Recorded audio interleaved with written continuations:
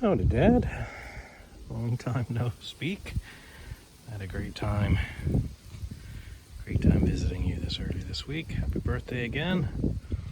And so I just back here, got some work stuff still that's keeping me down, but I spent this morning doing a little work on here trying to fix a few things that were bothering me. So first thing, the front and rear springs were both replacements when we put this together, and so it's at just far too high. And so what I did was I put a set of spacers in here, which drops the spring pan, and so that lowers that. And you can see that that tire now sits a little closer to the center of the wheel opening. It was even worse in the back, and so I put in a set of spacers there, and that set of spacers actually sits, it's a 1.5 inch in aluminum block that sits between the axle and the spring. And let's see if I can get in there to show you. You can sort of see there it is. That's the block right there that you put in here. And then you have a longer U-bolts, and you just sandwich the whole thing in, and you can sort of see the same thing over here on the other side. So the combination of those two things, it still sits high in my opinion. It's not as high, or it's not as the bodies doesn't sit as low. And if you also remember when we put this together, way back when we finally put in the drive shaft, that drive shaft just was essentially touching the bottom of the drive shaft tunnel. So, you know, clearly this was all about the springs, and the springs that we replaced, you know, the spring was this way. They were both so flat that somebody had, before I had it, had flipped the shackles so that you could get a little bit more, little more life out of those flat springs. So there are new springs on there, so I haven't taken for a spin yet. That's what's coming next. Here, I'll show you what this looks like down in here. So you can see those, maybe you can't see them there. There we go.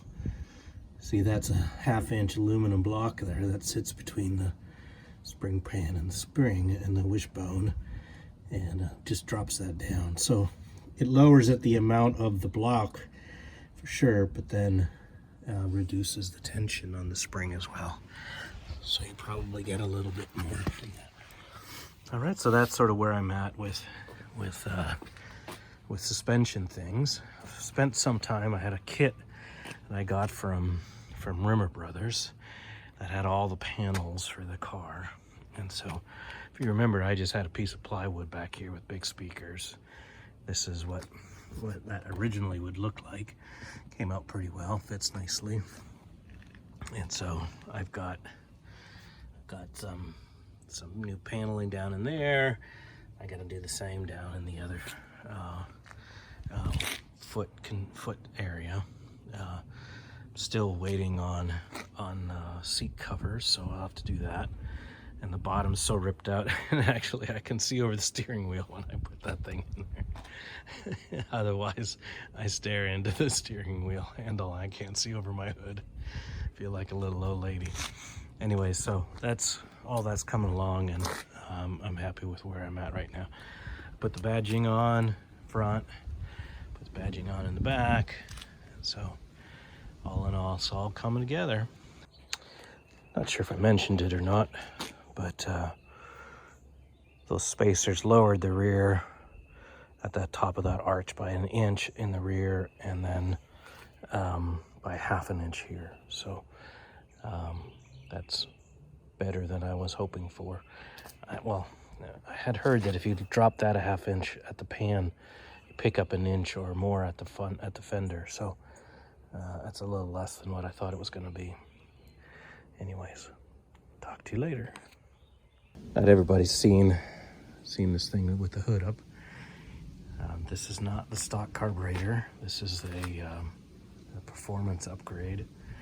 It is instead of the two HS2 SU carbs, it's an HIF 44. It's a metric one, but it's bigger, and it's got a ManaFlow intake manifold, and so that's a significant performance upgrade for this. Other than that, the head has been ported, so I'd call that a sort of stage 1 performance upgrade, not much more than that. And the motor is still stock from what it was a million years ago when we used to drive it.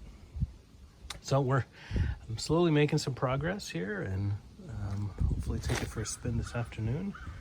And hope you're doing good. Take care, Dad, and happy 87th.